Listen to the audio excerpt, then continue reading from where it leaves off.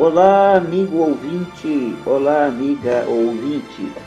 Sejam bem-vindos ao livro eletrônico Espírito Santo, um presente de Jesus para nós.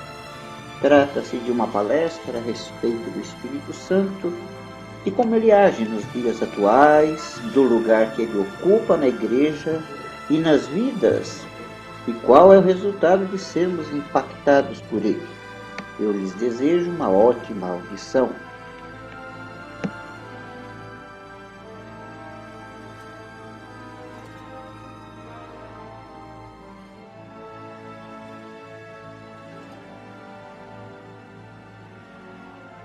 Espírito Santo de Deus, um presente de Jesus para nós. Discurso em louvor à terceira pessoa da Santíssima Trindade. Não se embriaguem com o vinho que leva à libertinagem, mas deixem-se encher pelo Espírito, falando entre si com salmos, hinos e cânticos espirituais, cantando e louvando o Senhor no coração, dando graças constantemente a Deus por todas as coisas, em nome de nosso Senhor Jesus Cristo. Efésios 5, 18, 19 e 20. A Trindade deve ser amada e respeitada em seu aspecto total, não devendo ser cultuada individualmente, como se as demais pessoas que ela contém não existissem. Um teólogo americano afirmou que, em tais casos, o que se pratica é idolatria, um verdadeiro perigo para o nosso futuro espiritual. Ninguém deve amar a Deus Pai, Jeová, mais do que a Deus Filho, Jesus, e Deus Espírito Santo. Ninguém deve amar a Deus Filho mais do que a Deus Pai e Deus Espírito Santo. E, finalmente, ninguém deve amar a Deus Espírito Santo mais do que a Deus Pai e Deus Filho. O amor do coração do homem deve ser dirigido igualmente às três pessoas da Trindade, e cada uma delas deve ser amada adequadamente.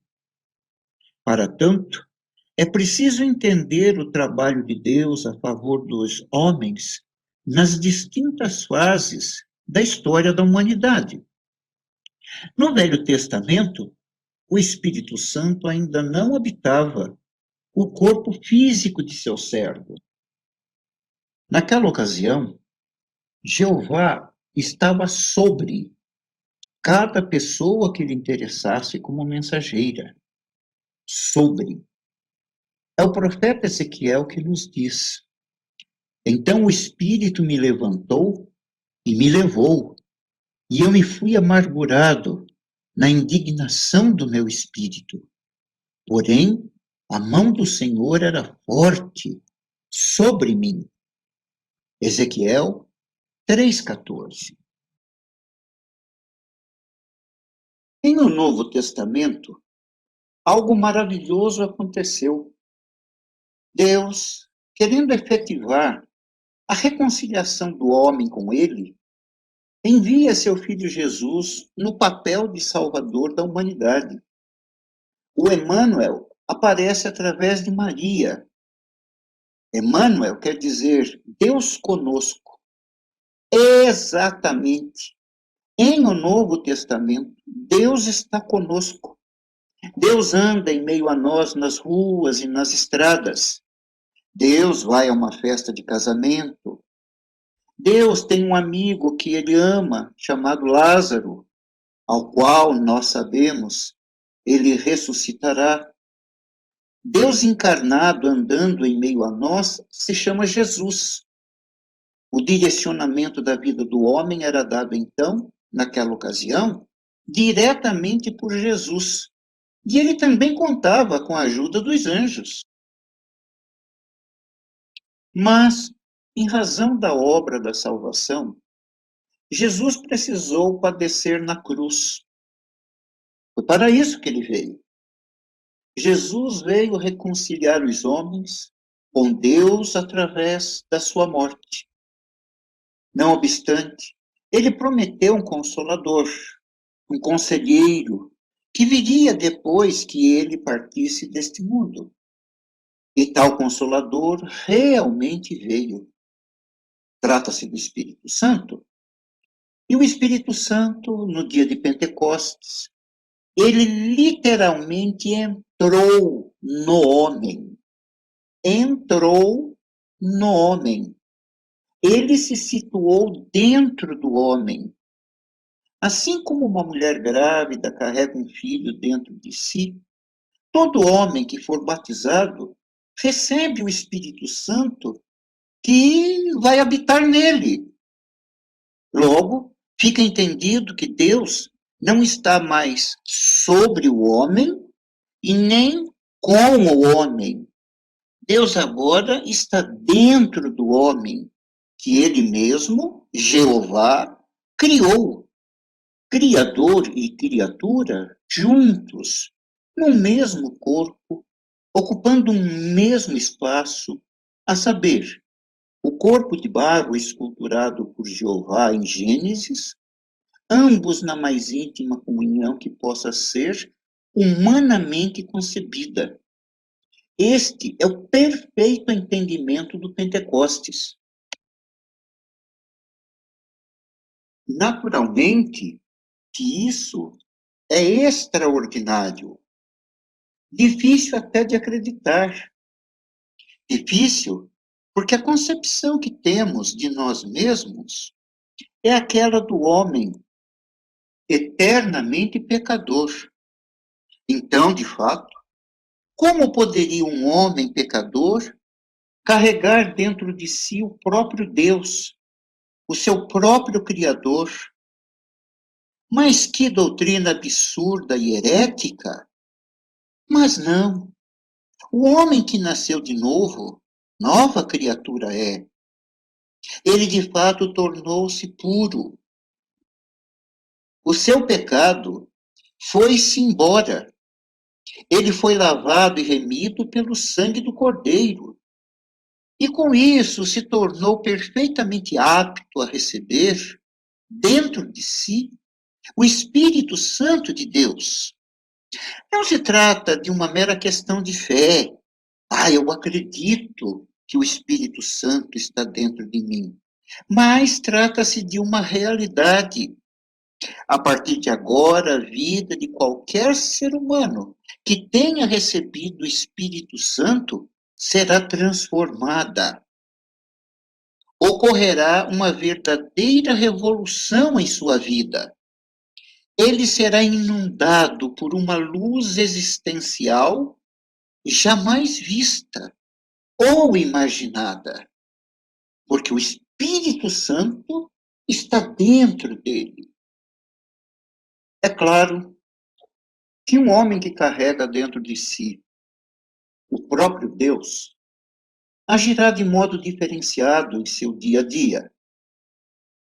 Mas é importante ressaltar que, embora o homem tenha nascido de novo, da água e do Espírito, como o ensina Jesus a Nicodemos, aquilo que chamamos de a velha natureza adâmica permanece em algum canto da mente do homem renascido. Os seus pecados foram perdoados e extintos pelo sacrifício da cruz, mas ele agora está purificado, recomeçou sua vida do zero, mas a natureza adâmica permanece para ser invadida pela natureza divina. E esse trabalho grandioso e espetacular deve ser realizado pelo homem renascido.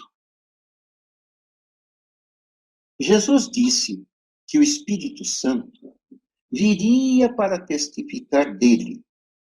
Claro, o Espírito Santo viria para fortalecer todo discípulo de Jesus a falar de Jesus. Uma obra, a evangelização, deve ser completada até que chegue o final dos tempos, com a consequente segunda vinda de Jesus. E essa obra será completada pelo Espírito Santo. Logo, todo homem renascido, que necessariamente traz dentro de si a divindade, deverá, por iniciativa própria, abrir espaço para que essa divindade se expanda e se manifeste cada vez mais através dele, homem redimido. Não sendo ele, homem redimido, a própria divindade, ele, no entanto, traz a divindade dentro de si, como temos visto.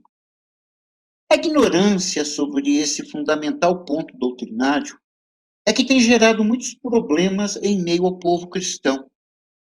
O povo cristão tem olhado única e exclusivamente para Jesus como elemento atuante, mas a fase do Jesus atuante terminou com sua morte na cruz. A fase do Jesus atuante teve o seu cumprimento quando Deus estava conosco, quando Emmanuel estava entre nós. Jesus atuou. Agora, ele não atua mais. Quem agora deve atuar poderosamente é o Espírito Santo, em nome de Jesus. É Pedro quem nos diz em Atos 3:21 que é necessário que Jesus fique nos céus com o Pai. Obrigado, Salvador, pela sua obra redentora. O que seria da humanidade sem o seu trabalho de amor? Então, nós temos, de um lado, a natureza adâmica no homem, e de outro temos a presença do Espírito Santo nesse mesmo homem.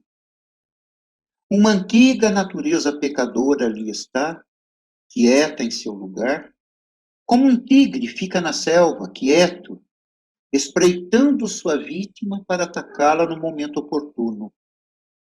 A natureza adâmica no homem quererá, sim, oportunamente se manifestar, e ela contará com uma poderosa ajuda.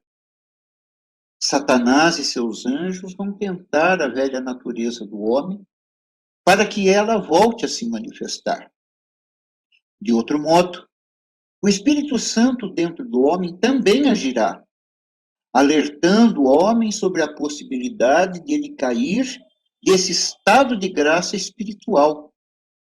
Isso nos faz lembrar muito de Adão e Eva no paraíso, tendo o próprio Jeová de um lado e Satanás de outro. O homem, então, deveria escolher entre obedecer à ordem de Deus ou dar crédito às insinuações do inimigo. Era uma batalha fora do homem. A luta, no entanto, do homem redimido, lavado pelo sangue do Cordeiro, passa a ser uma luta interior. De outro modo, quanto mais terreno o Espírito Santo ganhar nessa batalha, acontecimentos cada vez mais extraordinários acontecerão na vida do homem, todos a seu favor. O que temos então? Temos que o Espírito Santo deverá manifestar suas características através do homem salvo, o que nos faz compreender que ele mudará, embora paulatinamente, ele mudará radicalmente o seu caráter. Jamais uma pessoa que permita a atuação do Espírito Santo sobre ela demonstrará o mesmo caráter da velha pessoa, da velha personalidade, da velha natureza adâmica. Talvez a mudança total não aconteça de um dia para o outro, mas com toda certeza, apenas um leve toque do Espírito Santo sobre a velha natureza já a abalará. Ninguém de coração absolutamente aberto ao poder de Deus sobre si agirá de modo ímpio. A palavra diz que, embora pequemos, sim, Não é mais da nossa natureza pecar. Os frutos do Espírito, paulatinamente, deverão se manifestar em nossas vidas como testemunho de nossa verdadeira conversão. Ou, caso contrário, verdade seja dita, nós nunca verdadeiramente nos convertemos. Ainda estamos apegados à velha natureza adâmica e seus pecados. É claro que o milagre mais extraordinário que o Espírito Santo opera é a gradual transformação de nossos caráteres, a nossa gradual santificação, consequência de nossa renúncia radical ao pecado, consequência de um não bem alto que gritamos nos ouvidos de Satanás. Não obstante, o Espírito Santo tem mais, muito mais para nos oferecer. Render-se a ele é tornar-se sábio e próspero.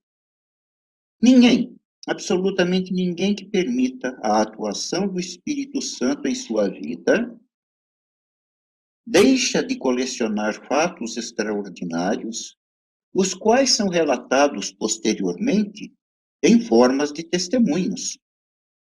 Quem vive no Espírito não terá jamais uma vida medíocre, uma vida apagada, uma vida sem luz, uma vida sem sabor. Quem vive no Espírito, a cada dia terá uma coisa nova para contar, um milagre novo que se deu, uma bênção que foi alcançada. Quem vive no Espírito será uma pessoa animada, alegre, vigorosa, corajosa, revolucionária, independente da idade que tenha ou de que sexo seja. Necessariamente, essa pessoa será movida pelo Espírito, incomodada, e sob a sua liderança divina, ela realizará proezas, como bem diz o salmista. De acordo com o seu talento, essa pessoa, capacitada pelo Espírito Santo, alcançará níveis tais de atuação na igreja e na sociedade como se fosse um gênio. Não, não é exagero, não. Na verdade, de uma pessoa redimida e lavada pelo sangue do Cordeiro, cheia, plena do Espírito Santo de Deus, não se espera menos que isso. É simplesmente deprimente observar irmãos e irmãs na congregação, apagados, tímidos, parecendo mesmo que estão doentes, talvez de uma doença psicológica, como a depressão ou o complexo de inferioridade. O Espírito Santo nos faz guerreiros em uma enorme batalha espiritual que atualmente ocorre no mundo invisível. Somos soldados em uma guerra. Paulo nos indica as armas. E o Espírito Santo nos dá poderes. Em nome de quem? Ora, em nome de Jesus, naturalmente. Imagine você que ouve esse discurso, se você fosse chamado para uma guerra em seu país, mas se você fosse orientado que não deveria levar arma nenhuma. De outro modo, você seria informado de que o seu inimigo nessa batalha estaria fortemente armado para lutar contra você. Como você se sentiria? Em uma total desvantagem, é claro. Exatamente para que o homem salvo não se sinta assim, é que o Espírito Santo capacita para a luta, dando a ele poderes. Sim, poderes espirituais. O homem plenamente conectado com o Espírito Santo de Deus, para que batalhe uma batalha digna e vencedora, ele é revestido de certos poderes, como já dissemos, que o tornam um horror para Satanás. Atos 1:8 nos relata isso. Portanto, vejamos quais poderes são esses. Sonhos proféticos.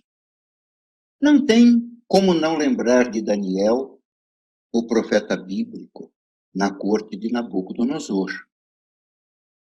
Ele não só sonhava sonhos proféticos, bem como interpretava os sonhos proféticos do rei e de outras pessoas de seu tempo. A alguns de nós, nos dias atuais, também é dado sonhar profeticamente. O profeta Joel previu isso. São características do final dos tempos. Logo, é possível sonhar com acontecimentos que se darão num futuro próximo, não muito próximo e distante. Tais sonhos podem acontecer como alerta, orientação, previsão, esclarecimento e vivências no plano do espírito. Entendimento da vontade de Deus, 1. O dom do entendimento da vontade de Deus se dá, por exemplo, quando o nosso interior rejeita fortemente uma ideia. Nós queremos muito casar com uma pessoa, por exemplo, mas de dentro de nós vem uma ordem que diz: não faça isso. Essa ordem vem do Espírito Santo de Deus. Ele quer evitar que venhamos a sofrer futuramente.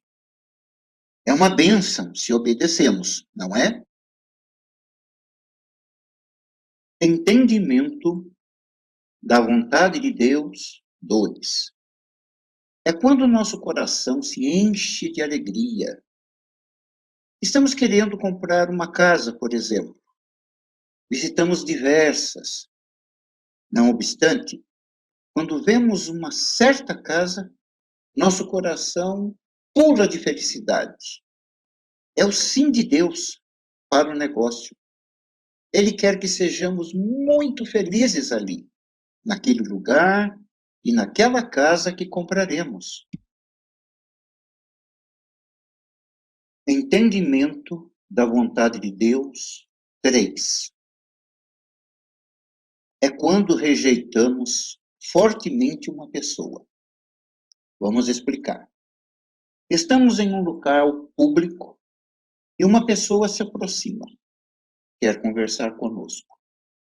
Não obstante, o nosso interior se agita, a nossa alma se angustia, a felicidade vai embora e parece mesmo que uma enorme nuvem preta paira sobre nossas cabeças. Que sentimento horrível! Então, delicadamente pedimos licença e saímos depressa da presença daquela pessoa. Com certeza, o Espírito Santo agiu ali, naquela hora e naquele lugar. A palavra diz que não há nenhuma convivência fraternal entre as trevas e a luz. Não, não era para que a pessoa em questão fosse doutrinada pelo Evangelho naquele momento. Não, nem foi falta de caridade ou demonstração de preconceito.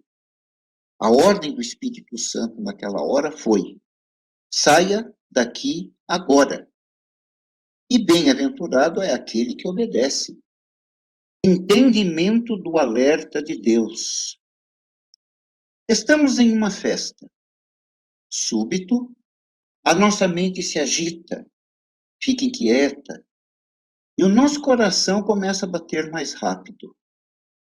Olhamos então, automaticamente, para todos os lados sem entender muito bem o que se passa. É quando vemos, por exemplo, uma pessoa agindo de um modo tão fora do padrão, tão suspeito, que a gente até se espanta. Aquela pessoa nos dá a certeza de que ela está agindo de acordo com padrões diabólicos. E nós ficamos em estado de oração, em estado de alerta, para não participarmos de suas atitudes. Quem nos dá esse alerta, essa percepção dos fatos em derredor, é o Espírito Santo de Deus, não podia ser outro. Ele não quer que participemos das obras infrutuosas das trevas e nos põe em prontidão contra as ciladas do inimigo. Entendimento dos pensamentos de Deus. É quando alguém está escrevendo ou falando algo de si mesmo e de súbito esse alguém escreve ou diz uma frase a qual ele jamais imaginou que escreveria ou diria. Uma frase brilhante, cheia de entendimento, sabedoria e poesia. Uma frase além mesmo do seu próprio conhecimento. Através dessa pessoa, o Espírito Santo de Deus expressou o seu pensamento. Através de sua palavra ou escrita, o Espírito Santo de Deus disse o que queria dizer naquela hora.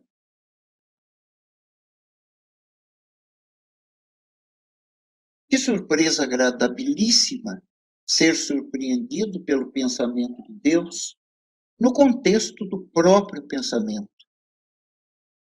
Não se preocupe com o que você vai dizer, Paulo, disse Deus ao apóstolo, pois na hora certa eu direi o que dirás. Entendimento do ser e estar com Deus. Em uma feira, um freguês, aparentemente irritado por razões particulares, maltrata duramente a feirante. A feirante busca o entendimento, mas o freguês não quer entendimento algum, quer brigar.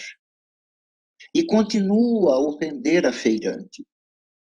A feirante, moça salva e redimida, busca uma força na oração. E de súbito uma paz sem igual toma-a. Uma paz sem igual é um profundo sentido de humildade. Ela então se cala e fica a olhar em silêncio o freguês ofensor. Aquela paz vai ganhando espaço no contexto da barraca da feirante e acaba por atingir o freguês ofensor. É tão intensa, é tão penetrante, é tão humilde. O freguês então se cala e, parecendo estar meio tonto, vai embora esbarrando nas pessoas. E com um lindo sorriso nos lábios, a feirante continua seu trabalho. E isso é ser com Deus. Isso é estar com Deus. Jesus deve ter sentido isso enquanto os seus carrascos o maltratavam. Sentia dor, sim, mas sentia também enorme e profunda paz. E tamanha humildade a ponto de dizer o seguinte: Pai, perdoa, porque eles não sabem o que fazem.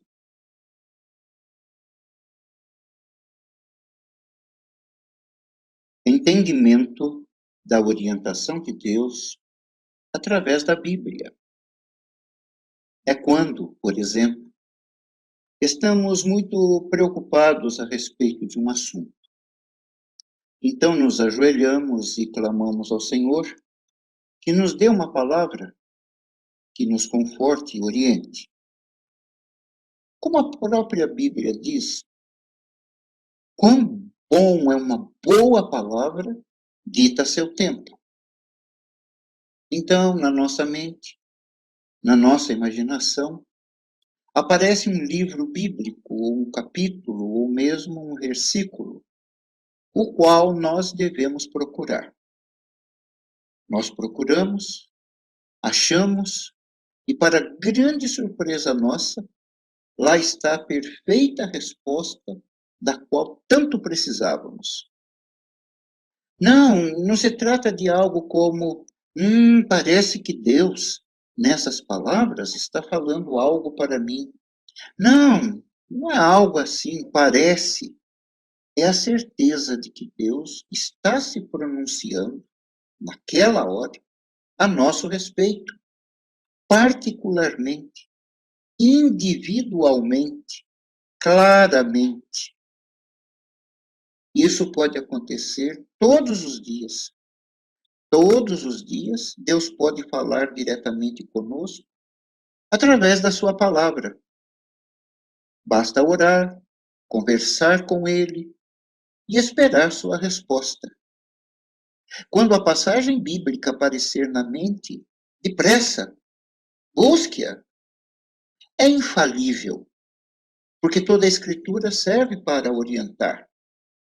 O Espírito Santo, claro, é quem faz com que o devido texto bíblico apareça na nossa mente. Que maravilha! Compreensão da bondade de Deus. 1.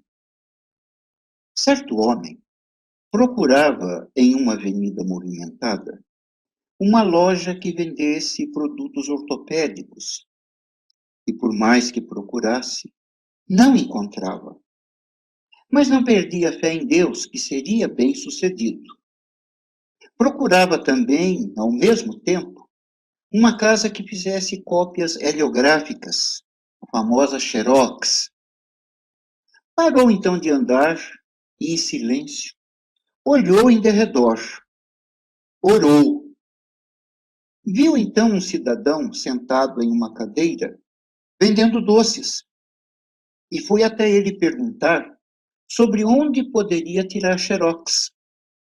O cidadão indicou o lugar. Ele agradeceu. Quando chegava próximo ao comércio de xerox, ele viu, para grata surpresa sua, uma loja especializada em produtos ortopédicos. Ele foi então atendido em suas duas necessidades.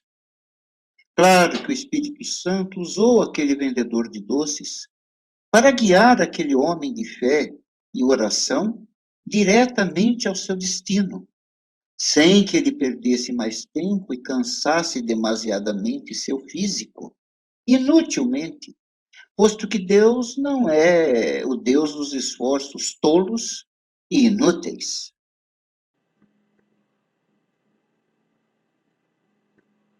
Compreensão da bondade de Deus 2.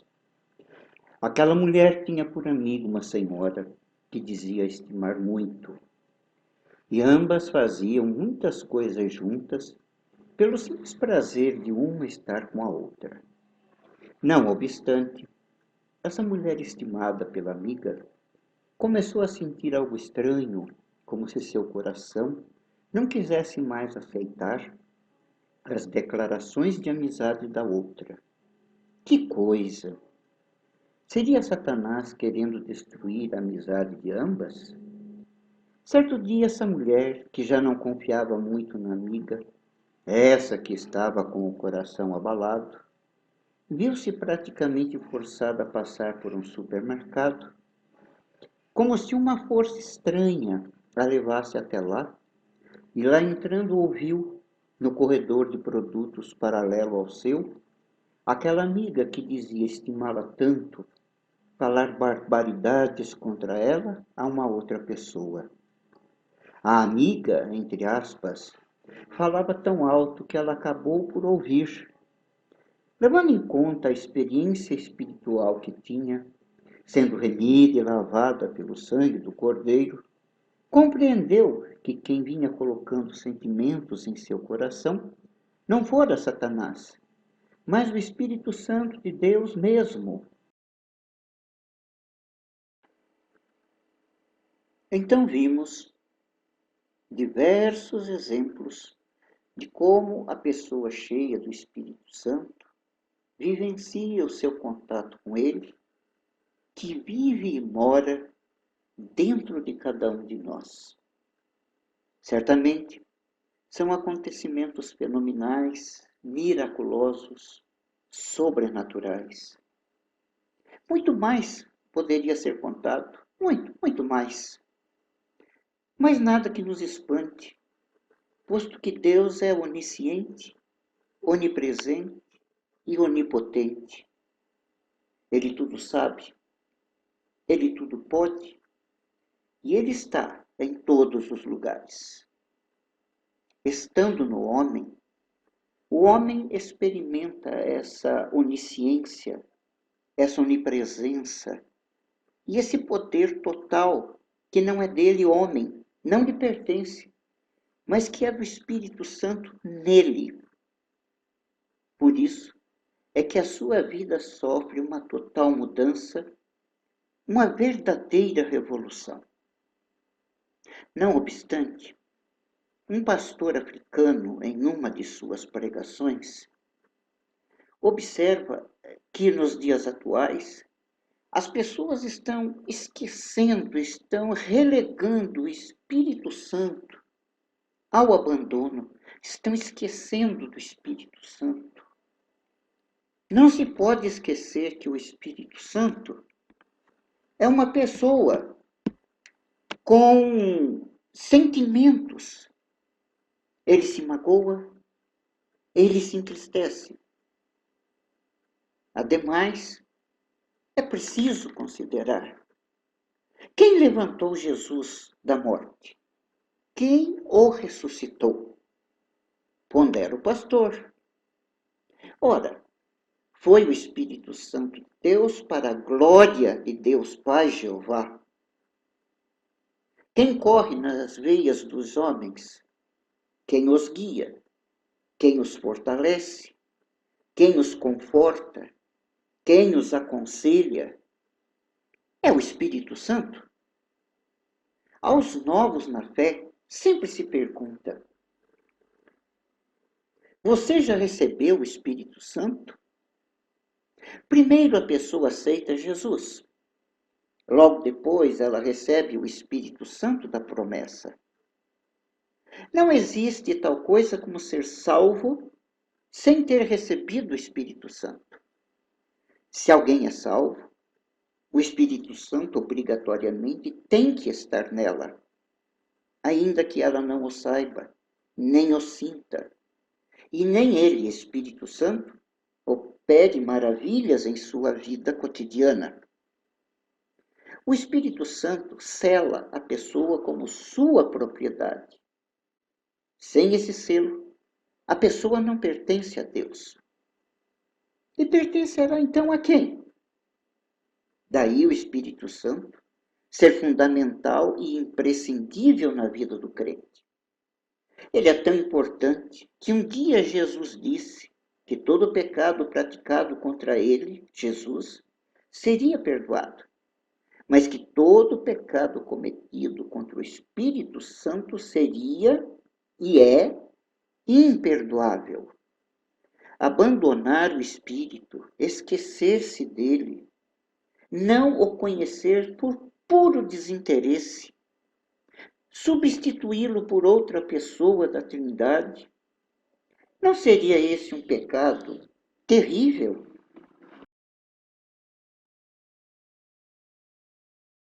O Espírito Santo é uma chama de fogo dentro do coração do homem.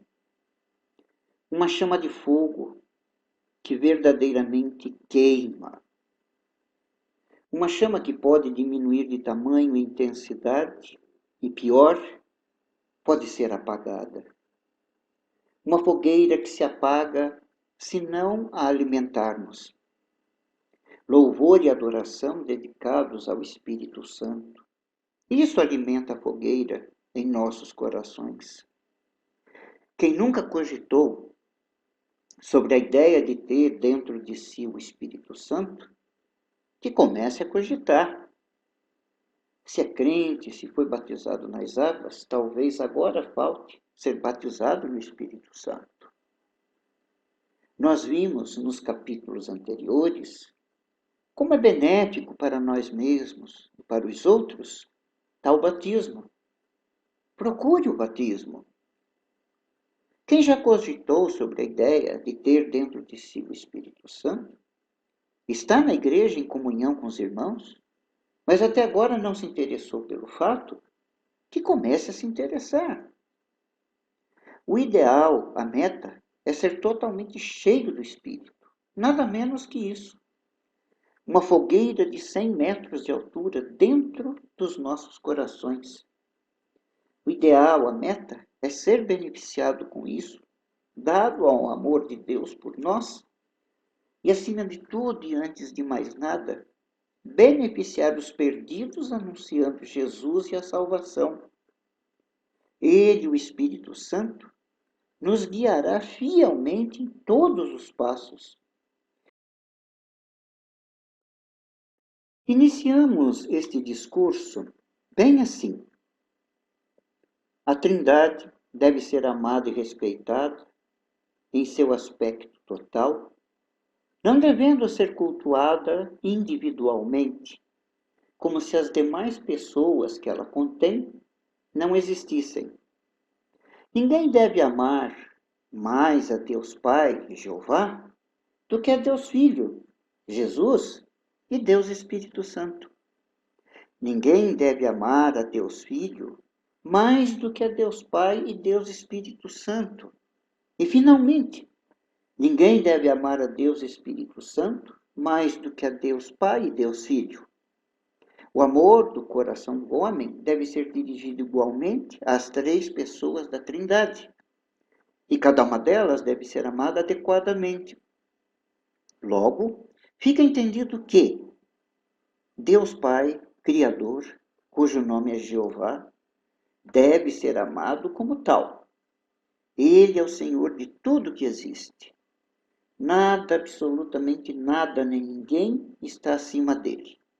Mesmo Jesus se dirige a ele profundamente respeitoso e candidamente admite: sem o apoio do Pai, nada posso fazer. Assim Jeová deve ser amado, como soberano.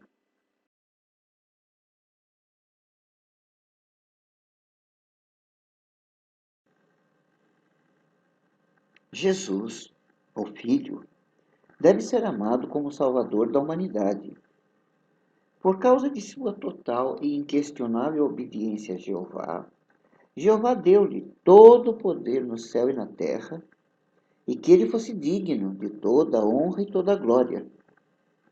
Mas aqui Jeová não sai de cena. Jeová continua sendo quem é. E Jesus, seu filho e parceiro na obra da criação, está sentado à sua direita. Jesus já encerrou o seu trabalho aqui na terra.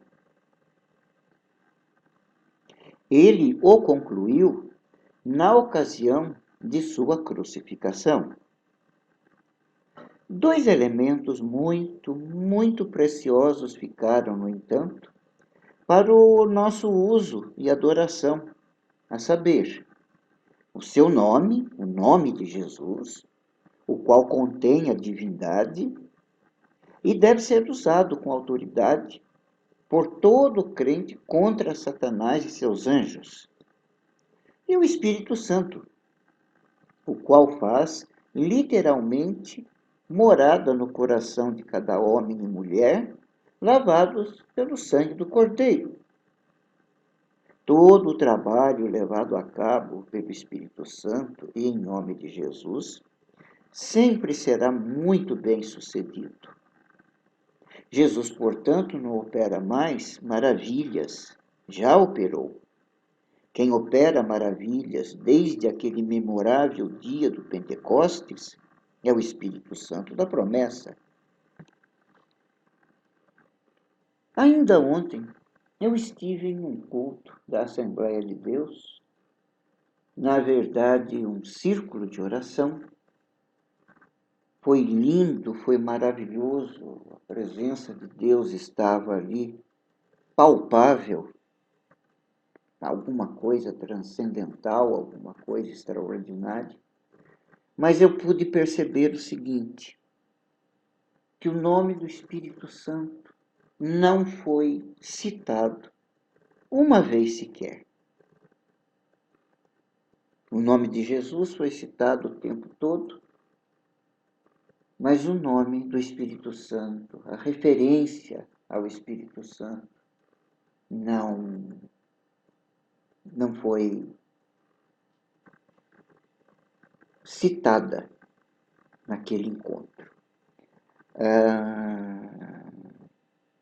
O nome de Jesus contém a divindade, como a gente já comentou nesse discurso, mas, na verdade, o verdadeiro modo de executar uma oração é rogando ao Pai, no poder do Espírito Santo e em nome de Jesus. A igreja ainda está vivendo o tempo em que Jesus estava conosco, porque a pectória, os pedidos que se fazem a Jesus, quando, na verdade, nós estamos todos capacitados, como os apóstolos estiveram capacitados, todos estamos capacitados a trabalhar com o Espírito Santo que está dentro de nós, vivendo uma época, uma era pentecostal. O Pentecostes é isso. Cumprir o ID é isso. É, entre aspas, e no bom sentido da palavra, usar do Espírito Santo para a execução de tarefas, para ganhar almas, para fazer milagres. Jesus mesmo disse: fareis o que eu faço e muito mais. Mas os crentes de hoje chamam por Jesus, pedem por Jesus, vivendo uma época não pentecostal, mas vivendo uma época pré-pentecostal, que é a época que Jesus esteve conosco. Jesus representa a época pré-pentecostal. E o Pentecostes deve ser levado a efeito por nós de maneira poderosa. Isso me faz lembrar Paulo, quando ele chegava e dizia: eu não venho com conhecimentos humanos, eu não estou aqui com doutrinas de homem, eu estou com o poder de Deus.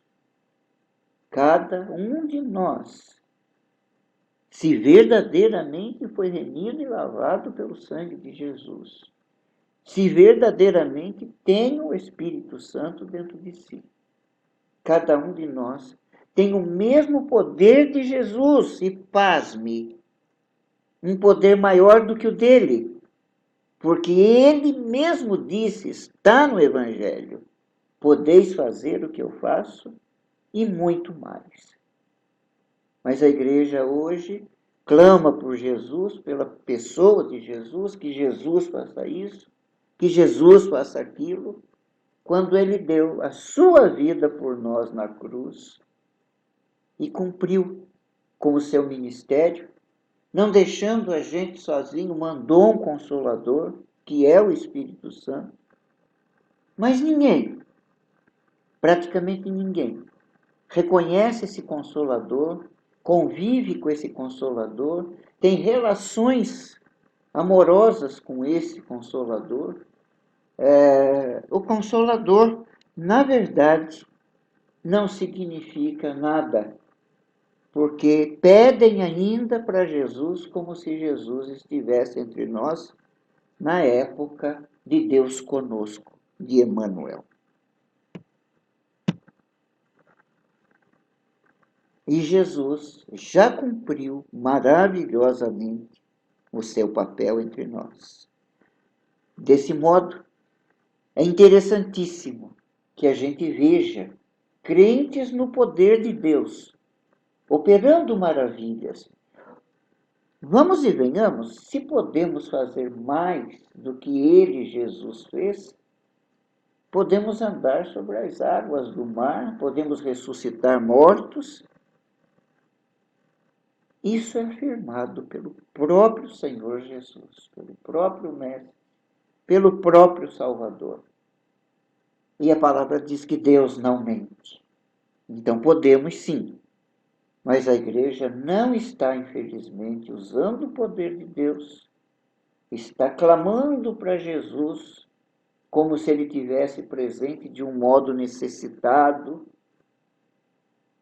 e ele está, ele, Espírito Santo, dentro de nós, totalmente disponível. Essa é a reflexão desse discurso,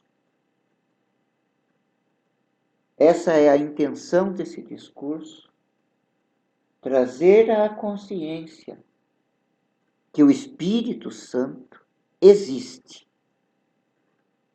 mas que está sendo relegado ao abandono. E isso é muito triste, isso é trágico, porque o poder vem do Espírito Santo de Deus. Na época atual, quem está atuando é o Espírito Santo de Deus. E nós somos salvos quando aceitamos Jesus como Salvador. E tudo isso é um presente do Pai, Jeová, para a humanidade reconciliar-se com Ele, dado ao grande problema que deu no Éden, que foi a desobediência de Adão e Eva. Muito obrigado por ter escutado até aqui a nossa fala.